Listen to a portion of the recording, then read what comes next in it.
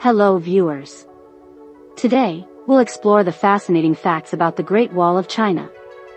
The Great Wall of China. A brief overview. The Great Wall of China is an ancient series of fortifications built to protect the country from invasions. Constructed over several centuries, it's one of the world's longest structures, stretching over 13,000 miles. Construction timeline, Initial construction 7th century BC, multiple small walls built by various states, Qin dynasty 221 to 206 BC, Emperor Qin Shi Huang connected and fortified existing walls, Ming dynasty 1368 to 1644 AD. Most of the wall's current structure was built during this period. Benefits. Protection. The wall protected China from invasions by nomadic tribes and other enemies.